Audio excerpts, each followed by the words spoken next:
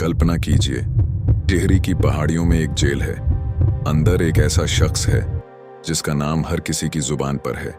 उसकी हिम्मत इतनी बड़ी थी कि उसने 84 दिन तक भूख अनशन रखा, 209 दिन जेल में बिताए और अंत में शहादत दी। उसका नाम था श्रीदेव सुमन। लेकिन क्या आप जानते हैं कि उनके जेल में क्या क्या सजा और यातनाएं हुई थीं? आज हम आपको वह कहानी बताएंगे, समय के क्रम में हर घटना के साथ। श्रीदेव सुमन का जन्म 25 मई 1916 को टिहरी गढ़वाल जिले के ग्राम ज्वाल में हुआ। बचपन में ही उन्होंने अपने पिता को खो दिया, लेकिन उनकी मां ने उन्हें मजबूत बनाया। वे जल्दी ही स्वतंत्रता और न्याय के विचारों से प्रभावित हुए। उन्होंने न केवल अंग्रेजों बल्कि अपनी रियासत के अन्यायपूर्ण शासन के खिलाफ भी आवाज उठाई। टिहरी रियासत के राजा ने जंगल और खेती की संपत्ति पर कई पाबंदियां लगाईं। इसका मतलब था कि लोग जंगल से लकड़ी, घास और जानवर पालने के अपने अधिकार खो गए। लोग भूखे प्यासे रहने लगे और जीवन मुश्किल हो गया। इसके विरोध में श्रीदेव सुमन ने लोगों को जागरूक किया और कहा कि डर कर चुप बैठना ठीक नहीं है।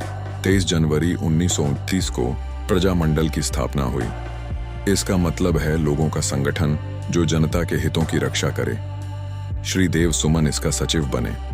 उन्होंने रियासत से ये मांग की, 1. बेगार बंद हो जाए, मतलब जबरन काम करना या बिना भुगतान काम करना बंद हो। 2. अन्याय रोका जाए। 3. जंगलों और खेती से लोगों का रोजी रोटी और जीवन यापन का साधन सुरक्षित रहे। लेकिन रियासत ने उनकी कोई बात नहीं मानी। 30 दिसंबर 1943 को श्रीदेव सुमन को बगावत का आरोप लगाकर गिरफ्तार किया गया। पहले उन्हें स्थानीय जेल में रखा गया, फिर कई जेलों में भेजा गया। कुल मिलाकर उन्होंने लगभग 15 महीने जेल में बिताए। 1944 में उन्हें फिर से गिरफ्तार किया गया। जेल में उन्हें बहुत यातनाएं दी गईं। उन्हें भारी बेड़ियां बांधी गईं, पत्थर और रेत मिलाकर खाना दिया गया। पत्र लिखने और किताबें पढ़ने की अनुमति नहीं थी, लेकिन उनका हौसला टूट नहीं पाया।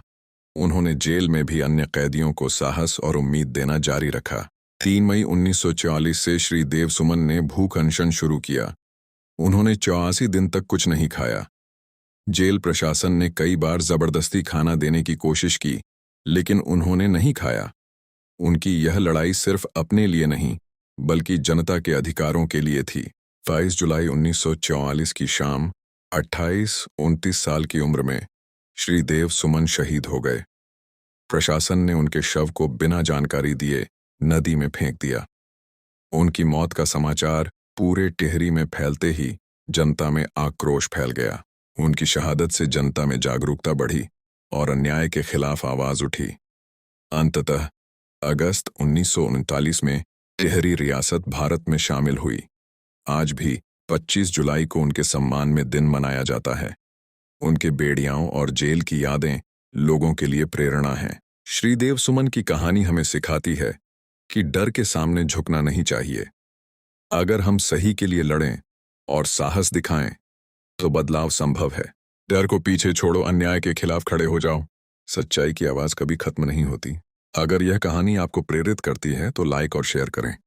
ऐसे ही ऐतिहासिक वीरों की कहानियां जानने के लिए सब्सक्राइब करें।